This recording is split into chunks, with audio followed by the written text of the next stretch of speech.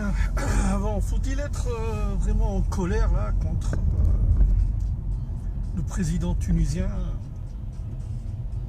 après sa rencontre avec une rencontre apparemment forcée, mais elle n'est pas forcée, c'est il est l'invité des islamistes de Ranouchi, puisque c'est son allié. Alors que faut-il comprendre par cette visite, disons, inopinée de Erdogan en Tunisie? Hein? Bon, maintenant on sait exactement pourquoi. Hein. C'est une. Il s'agit donc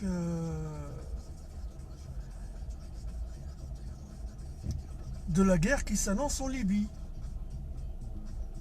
Je vais faire juste. Et pour vous dire une chose, c'est que Erdogan, le dictateur turc, il reproduit à chaque fois les mêmes erreurs. Il n'apprend pas de ses erreurs, hein, il n'apprend pas. Et vous allez comprendre pourquoi. Si je fais un flashback et je fais un retour en arrière en Syrie, la guerre en Syrie, Erdogan, il s'est allié aux islamistes de Daesh. Et il avait bien sûr, comment dire, donc, des objectifs. Ses objectifs à lui, c'est de contrôler tous les territoires riches de Syrie pour voler la Syrie. Pétrole, gaz, coton. Avec l'aide, bien sûr, de ces islamistes. Les mercenaires islamistes. D'ailleurs, les mercenaires, il y en a eu des centaines, voire des milliers qui sont venus de Tunisie, d'Algérie, de France, du Maroc, etc., etc. Et lui, il les a soutenus. Donc, un, pour voler les richesses de la Syrie. Deux, en appuyant donc Daesh et tous ces mercenaires, c'est pour détruire la Syrie. Et si les islamistes arrivent au pouvoir en délogeant Assad, c'est le jackpot pour la Turquie, la reconstruction de la Turquie. Voilà les objectifs de Erdogan. Or, en Syrie, il a été délogé par les Russes. Donc, il a, un, volé les Syriens, deux, la reconstruction, il peut se le foutre dans le cul. Maintenant, qu'est-ce qu'il fait? Maintenant, il s'attaque à la Libye. Et il s'allie à qui? À Sarraj. Sarraj, l'islamiste.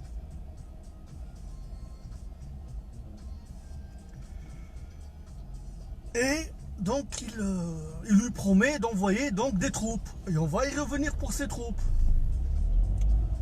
Alors, il est venu en Tunisie hier, sans crier gare, comme dans un pays conquis. Parce que, comme je vous disais, la Tunisie, elle est colonisée par les islamistes. Hein. C'est fini la Tunisie. C'est terminé la Tunisie. Faut pas. C'est les islamistes donc qui l'ont colonisé. Et Erdogan, il est l'allié des islamistes tunisiens. Ranouchi, c'est son allié. Il est venu en Tunisie pour quelle raison? Mais la Tunisie, c'est que dalle, la Tunisie. Elle n'a pas d'armée, elle n'a rien du tout. Mais c'est très simple. Il y a eu un accord. Et c'est très simple. L'accord, c'est quoi? C'est que la Tunisie devienne une base arrière pour fournir des armes à Sarraj, qui se trouve à Tripoli. Et Tripoli, c'est où? C'est au fait, c'est l'acheminement des armes va être très facile pour Sarraj, parce que il est à la frontière tunisienne. C'est l'Est. Donc toutes les armes turques, elles vont transiter par la Tunisie. Donc, il y a ce transit des armes, c'est une. Deux, vous croyez que Erdogan va impliquer son armée? Jamais de la vie. Il ne va pas envoyer des Turcs se faire tuer en Libye. Il va enrôler des mercenaires tunisiens.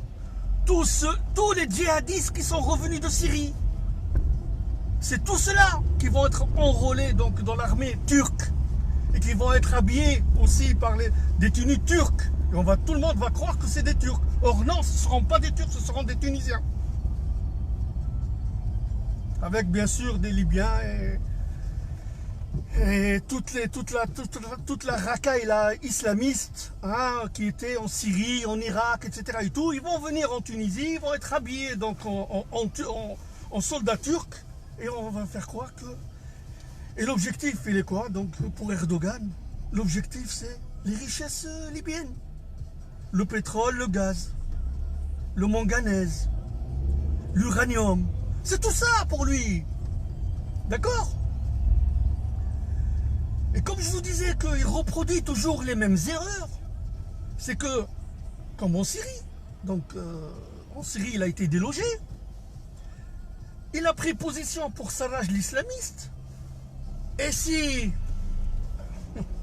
avec des scies en coupe du bois, Sarraj gagne cette guerre contre Haftar, donc le général qui se trouve à l'ouest, à l'est là-bas, de l'autre côté.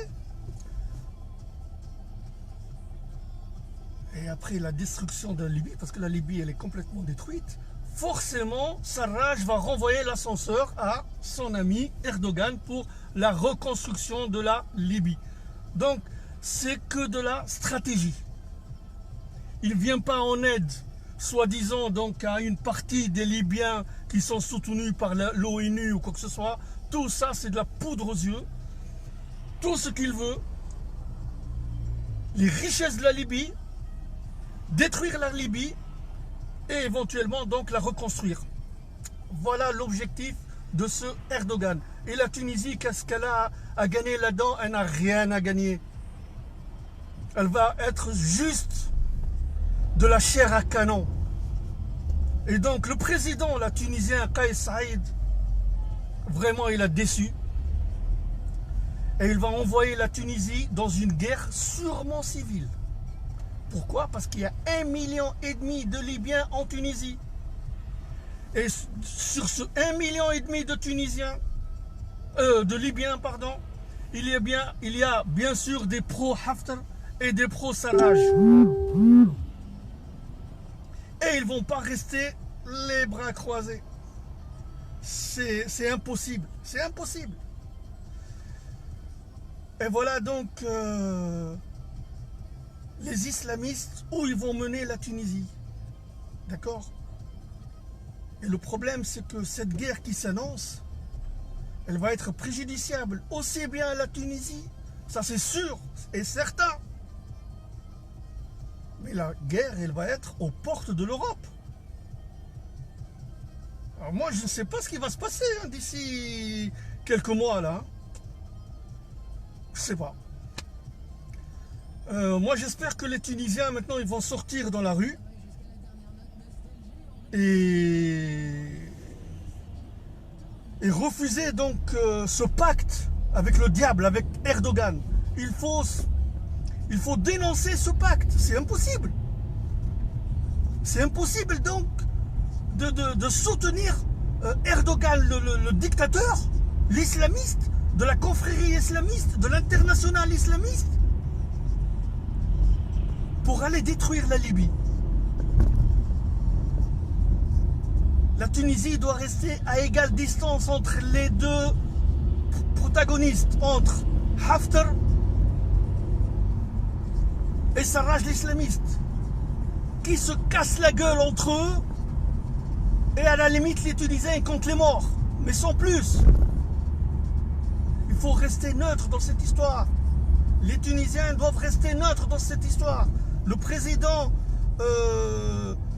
Kais Saïd, il est donc la marionnette de Ranouchi. C'est Ranouchi qui l'a entraîné sur ce terrain.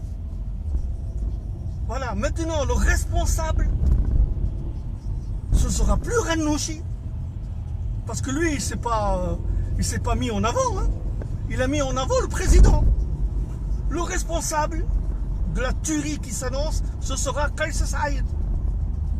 Ce sera Kais Saied. Et moi, je suis certain que Haftar gagnera cette guerre en Libye parce qu'il détient déjà les 2/3 de la Libye. Il lui reste plus que la oui, j'allais dire la Tripolitaine, mais il lui reste plus que la capitale, Tripoli.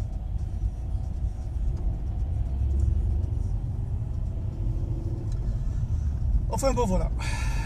C'est ce que je voulais dire. Hein, moi, je ne soutiens pas donc le président. Je ne le soutiens pas. Hein, j'ai rien à cirer, moi, pas du tout. Hein, je ne cautionne pas, même ce gouvernement, je ne le cautionne même plus. C'est terminé. Il va falloir qu'il tombe, ce gouvernement tunisien. Il faut qu'il tombe. Et quand on passe à de nouvelles élections et il faut mettre à la porte et botter en touche hein, toute cette racaille islamiste, cette pourriture-là, qui nous mène donc dans un gouffre, dans un précipice. Et l'avenir, il est sombre hein, pour la Tunisie pour des décennies. Hein. Pour des décennies. Bon, ben, je vous dis à très bientôt. J'espère être assez clair avec ce que je viens de dire. Et voilà. Allez, bye bye. Ciao. Salut. Ben oui, mais tout à l'heure, je disais être en colère. Pourquoi être en colère? Ça ne sert à plus. Ça ne sert plus rien. Ça sert à rien d'être en colère. Ça sert à rien. Qu'est-ce que je vais faire, moi, à mon niveau, sauf en parler, diffuser. Peut-être bien que ça va éveiller un peu les consciences. Hein. Il ne faut pas soutenir les islamistes. Les islamistes, c'est mortifère. Les islamistes, c'est sombre. Les islamistes, c'est... oh là là, c'est...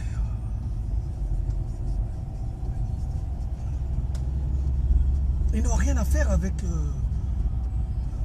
parmi nous, ces gens-là, ils n'ont rien à faire parmi nous. Ces gens-là, c'est des sataniques, quoi. C'est des sataniques. Allez, salut, ciao, ciao.